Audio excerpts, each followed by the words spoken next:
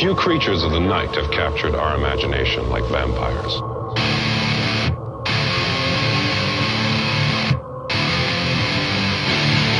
What explains our enduring fascination with vampires?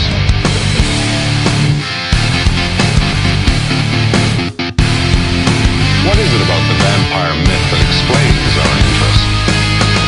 Is it the overtones of sexual lust, power, and control?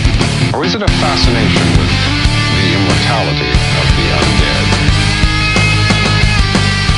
And what dark and hidden parts of our psyche are aroused and captivated